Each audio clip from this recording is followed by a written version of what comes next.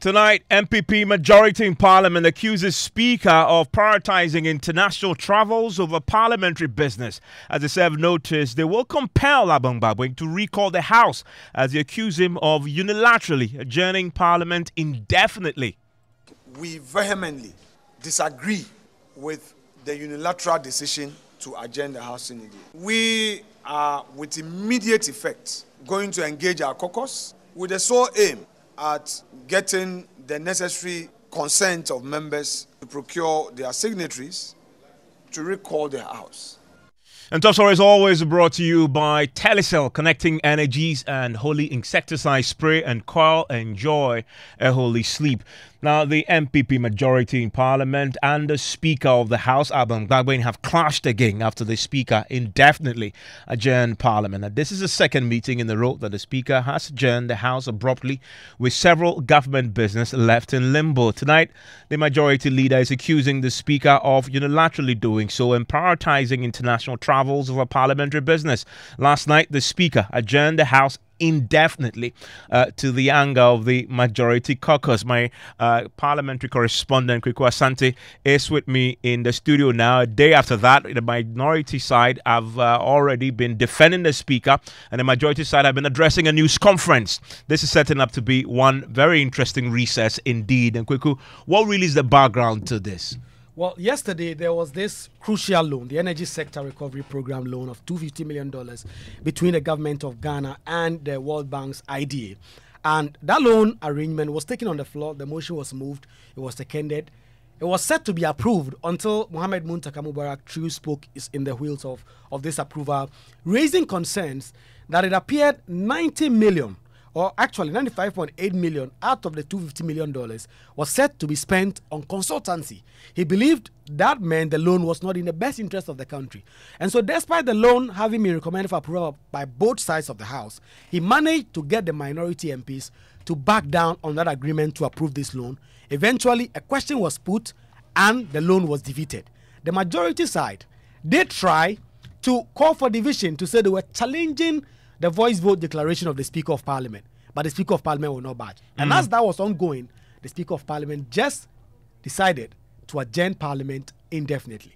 And this is the Speaker yesterday on this particular matter. And there's no way the Speaker can preside and be pretending to be doing the right thing when everybody will see it's so visible that it is wrong for the Speaker. So I'll do what is right. And truly, the noes had it. And the motion is accordingly rejected.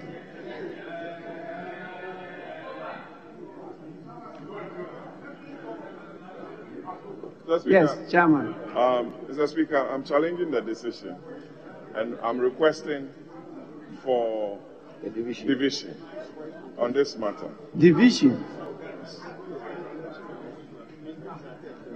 Well, just read the standing orders on.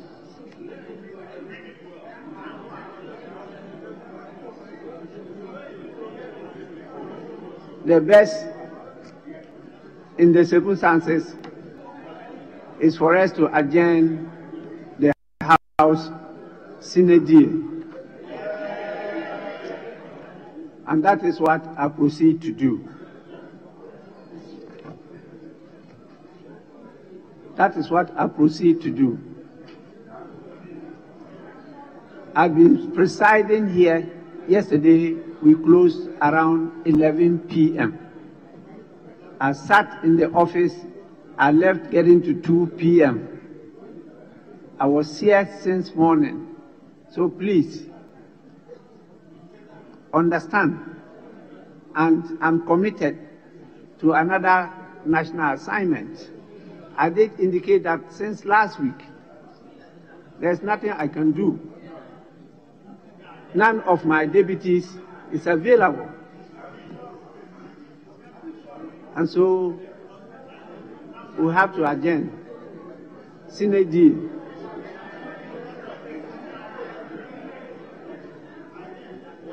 Yes, Majority Deputy Whip.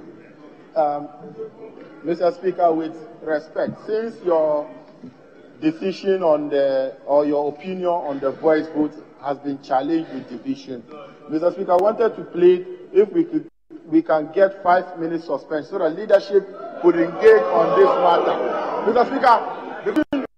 Mr. Speaker, based on what you said, we wouldn't have time for the division. Since you are engaged with other national assignments, it is better, since the decision is being challenged on division, leadership will now engage on this issue. Because we don't have the luxury of time. Since you have other engagement, and you have already indicated to us how long you could be on the chair. So, Mr. Speaker, with respect, if we can suspend for 5 minutes so that leadership can engage on this issue. Honorable members, please, I proceed to adjourn the House sine die. Now, this controversy and obviously the speaker overruled that call for division, although he was challenged on that particular matter, and then just went ahead to adjourn the House indefinitely. But the controversy really resolved around this allegation that government was dedicating $90 million out of a $250 million facility just for consultancy. Yeah. And it was Muntaka Mubarak who was on his feet making this particular point, after which the House was adjourned after this whole facility was shut down. Yeah. You take 250 million and then about 94.8 is going for consultancy. Mr. Speaker, they should explain this properly. Because, Mr. Speaker, I want to beg this out. Mr. Speaker, it is good that ECG be supported to carry out its core function. But, Mr. Speaker, if we have to take 250 and about 90 million of it should be consultancy, please, we need to reject this one. We don't need it because it is going to impoverish us. So clearly the majority side wanted an opportunity to correct this. Yes. And they wanted more time, consult, come back, and possibly get the House to approve what had just been rejected. Yes. So today the majority leader held a news conference. Yes. Well, but where was he on the floor when this was happening, when the speaker was adjourning indefinitely? He was trying to get the judges vetted. The 2 judges the president has nominated, he had tried to get some buy-in. Mind you, there was some chaos early that morning because the minority would not allow that. So he was there. And in fact, at the time the speaker was about to adjourn, he had just walked into the chamber, standing on his feet, trying to catch the speaker's attention. But the speaker just did not listen to him and adjourn. He has been holding a news conference accusing the Speaker of Parliament of prioritizing international travels. He says this particular trip to the US, he's part of it as part of leadership. But because they have business to be done locally, he believes the House should have dealt that. And even if the deputy speakers are not available together with the speaker, the standing orders make room for a member presiding. And if the speaker was so bent on traveling, he could have triggered that. And that is why they are so angry with the speaker. To express our disappointment at the turn of events by Mr. Speaker. Well, we all know that in this Chamber of Parliament, we proceed on matters, reach consensus, and take decisions. I do not think that issue about adjournment and the reopening of Parliament is purely administrative.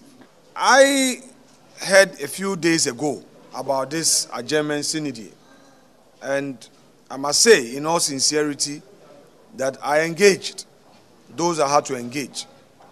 And I was getting to a certain understanding that we could reach some consensus considering the number of business that we had as a House. Surprisingly, he did not give his closing remarks. Neither did he allow leaders to even make certain remarks, which have become part of the practice of Parliament. And these are worrying, very worrying. That notwithstanding, Mr. Speaker is the father of Parliament. He presides. We don't want to go into any banter with him. We will not act in a manner disrespectful of the chair, except to say that we vehemently disagree with the unilateral decision to adjourn the House sine die. So what are they going to do about this?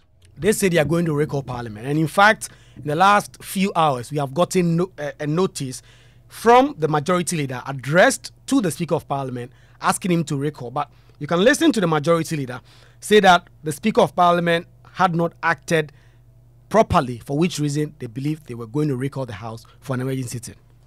Of course, I can also understand the constraints of Mr. Speaker, given the fact that the first Deputy Speaker is out of the jurisdiction, the second Deputy Speaker is also out of the jurisdiction. However, our rules permit or allows us to have a member presiding. So I still hold the view that Mr. Speaker could still have traveled for the NCSL program in the United States. I, for instance, I am billed for that travel, but I don't think that it is more important than government business that I'm undertaking. We are, with immediate effect, going to engage our caucus with the sole aim at getting the necessary consent of members to procure their signatories to recall the House in accordance with law.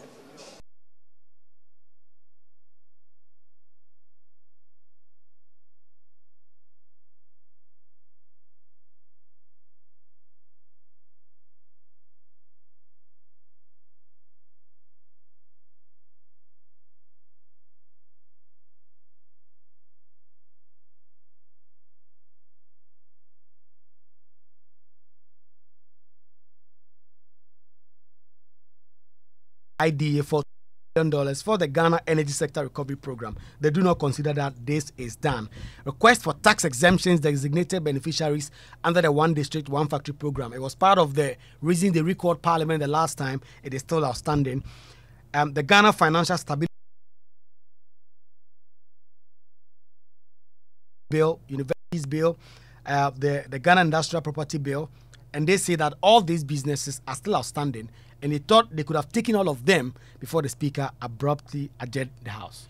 Kuku, thank you very much. Thankfully, we can speak to Habib Idrisu, who's the first Deputy Majority Whip and joins us on the line right now. Mr. Idrisu, thanks for your time here on Top Story. I mean, Parliament has adjourned indefinitely. The Speaker has ruled on this particular matter, and the long list of things you've just laid out, the first one is a $250 million facility, which you lost the voice vote on yesterday on the floor. That is a matter that is closed now, is it not? No, good evening, Evans. But that matter is not closed. If you look at the proceedings in Parliament and the procedure in closing matters in Parliament, yes, after the debate, the question was put, and then the Speaker opinion, he said the noes has it. So it was challenged under Order 153 for a division. And I drew the attention of the Speaker to the fact that Order 1532 also says that after the bell is ring 1 minute, leadership can engage and for us to continue. So even the Speaker himself acknowledged the fact that his decision, his opinion has been challenged. Until we settle that, there is no decision to say that the 250 million IDA loan on the energy sector has been rejected. So it can be the fact that it has been rejected because that decision has been challenged, even though it's inconclusive. And this Parliament, we have seen many times that decision of such nature by Mr. Speaker has been challenged, which has overturned decisions and actually confirmed decisions in other cases. So yesterday, what actually happened, even before we got into that, the Speaker had indicated that he has traveled to leave the country. So we draw his attention to the fact that the second Deputy Speaker will be coming in. So if he adjourned but not CDDA, then today we could be able to consider a number of bills that are very important. So today we had actually sent a memo to the office of the Speaker compelling him to recall Parliament. But the procedure, you say compelling him, but the procedure for recall when the House stands adjourned indefinitely is not to compel him, it's to gather your signatures and to force a recall. Yeah, so when I say compelling him means that it's not discretionary. It's not like the Speaker will have the right to say that I'm not going to call Parliament, because if you look at our standing orders in Order 53.1 and Order 53.2, it says that 15% of our members can actually sign for Parliament to be recalled. Have you signed? Have you signed already? By the Constitution in Article 112, Clause 3 or so. So it is a constitutional provision, and we have done that before. So if the Speaker receives it, I am very positive that he is going to act accordingly because he has done it before. For us to come back to consider 5 main criteria of issues that is of national importance to us, like your correspondent did indicate, the one IDA loan, we have 2 of them, and then we have the waivers that is outstanding. We have a number of important bills, like the Environmental Protection Bill. It is very important. Yeah, we'll come to the specifics. We need the Social Protection Bill. Yeah, we will come to the specifics shortly, but let's look at procedure though. Have you gathered the signatures you require as specified under both the Constitution and the standing orders to compel him? Yes, I can confirm to you that after the time that we were sending the memo to him, I had signatures of close to about 123 or 27 of our members who have signed for us to do the recall of Parliament. And on the subject of the $250 million loan, which was really the controversy at the time that this was adjourned indefinitely, the procedure, though, in your standing orders, it doesn't appear that that's the procedure you attempted to follow to stop the Speaker from calling adjourning indefinitely. You call for a division, but I read here in your standing orders that what should have happened, and the Speaker pointed to this, was a head count.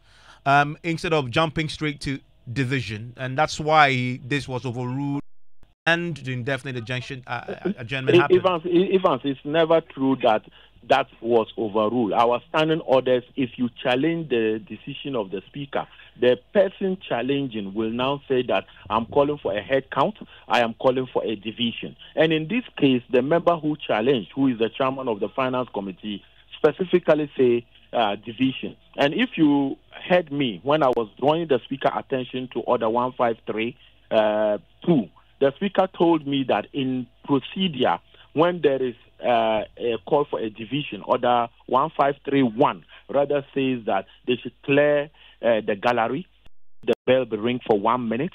Then before he comes to the Order 153.2, which now states that leadership of both majority and minority caucus or independent caucus will now engage. But that must be preceded. That must be cannot jump the one without doing the 2. But he's acknowledged, and it is on our Hansard, and Hansard will capture it, that his decision was challenged. His Speaker had acknowledged that his decision has been challenged. The fact that the process that is on our record, it means that there is no closure to the matter. But the process you just described must be preceded by a head count, and that didn't happen either yesterday.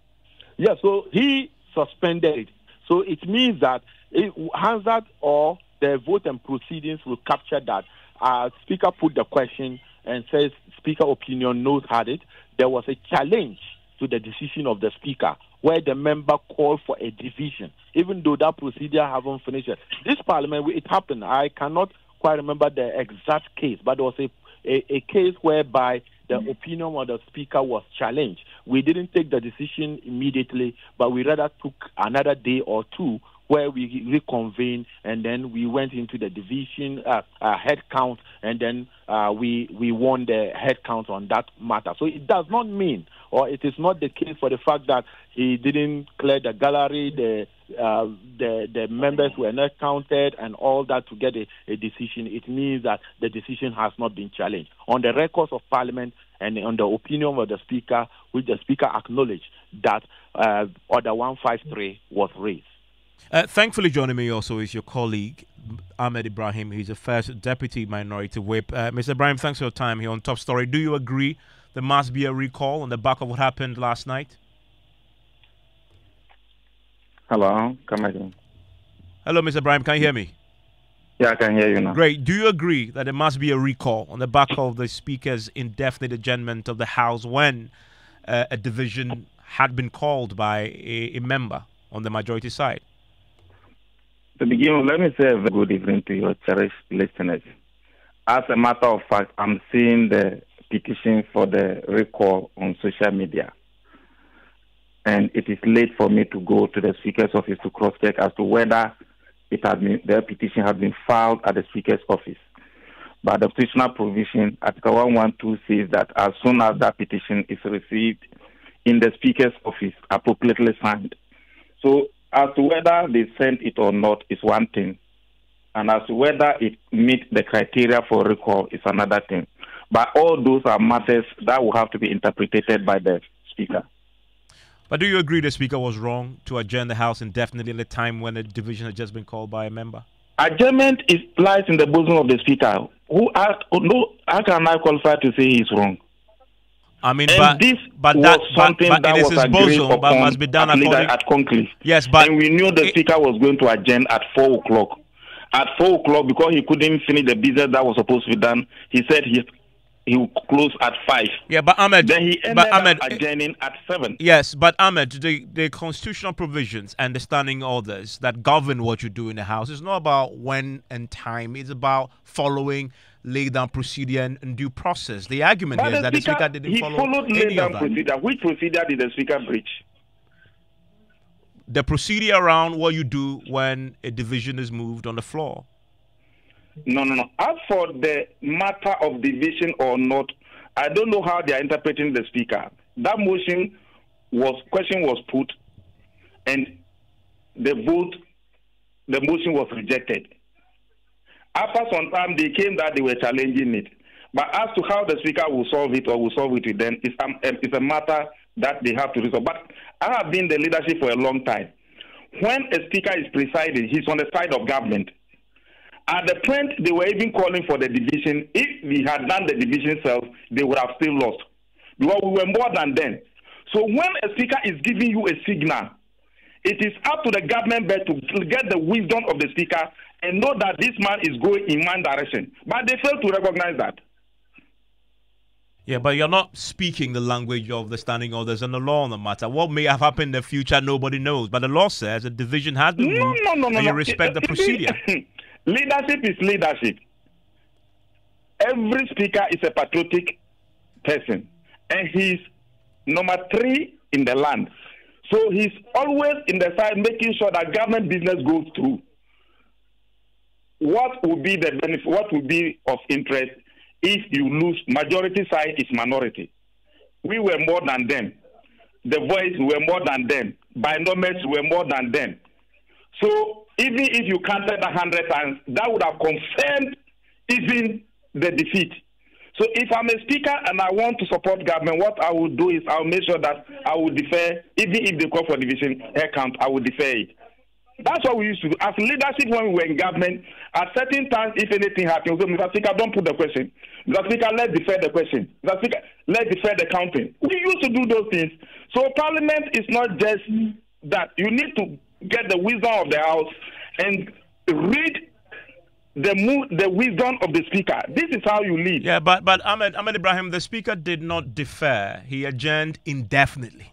The Speaker was saying, honorable members, the best thing for me to do is to adjourn. The best thing for me to do is to adjourn. And I think as a leader, I understood what the Speaker wanted. Yeah, but do you agree that once a call for division had come up, the Speaker necessarily must comply with the procedure that follows? The call for division did not even immediately come. But it did come before he went ahead to adjourn indefinitely. Even though we have not adjourned for the day, but it did not come at the right time that the question was asked. But that's not what I'm challenging.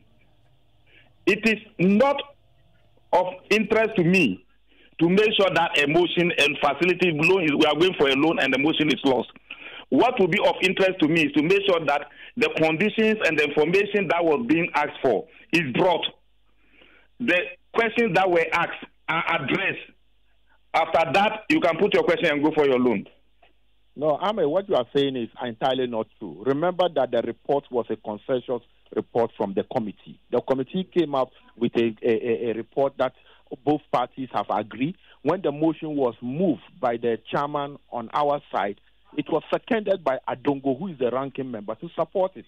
Yes, when the information that was provided for, the chairman of the committee had been able to explain it. And Speaker said that the information has been provided. But at that time, the information was not captured on the report. So the report that was... But why was the information not captured in the report? That was not there. So it is not the case that your side didn't agree. No, that's what I'm saying. Why was the information not captured in the report? Some of the issues were not... You are a finance committee. We have confidence in you, and we say you are experts. Go and consider this agreement and bring it to you. The report that you have brought before me does not give sufficient information. And the report you have brought before me, a senior member of the House has read the report and said that about 90 million out of the 250 million is for consultancy. I can remember very clearly that... Bring information. Why is it so? You were not this is what happened. And clearly, was it deliberate not to include those information in the report? That the information has been provided. You can go and watch... But how can you tell me that the information that was provided was accepted? What was captured? Because he provided the information, the very questions... No. You see, let's do what is right. When you are writing a report, make sure you write a very concrete report. Whoever lays hands on your report, based upon what he's holding, is what he will interpret.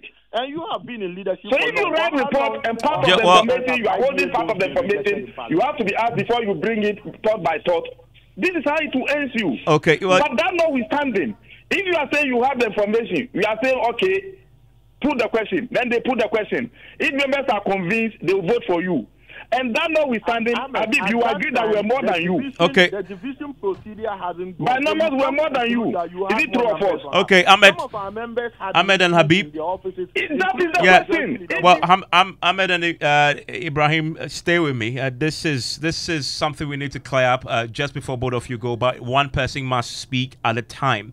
Ahmed, let me come to you first. But Ahmed, just a second, very briefly, because we need to wrap up. Fundamentally, though, the request has gone to the speaker, and the Habib Idris confirms that your side will comply now that the procedure has been triggered. Ahmed, your side will comply now that the procedure has been triggered. Oh, Parliament is a creature of the Constitution, and the last time they invoked Article 112, we all came. And once they have invoked it again, if they meet the criteria, the speaker will recall us, and we all have to comply. Okay, thank you very much, Ahmed Ibrahim. There's a first deputy minority whip, and LA head Habib Idris is the first deputy majority whip. And what do you make of that? And the controversy revolves around this whole $250 million facility, and the accusation was that $90 million of that had been earmarked for consultancy. Today we heard from the chairman of the Energy Committee in Parliament, William Urekwedu, who says that is factually inaccurate.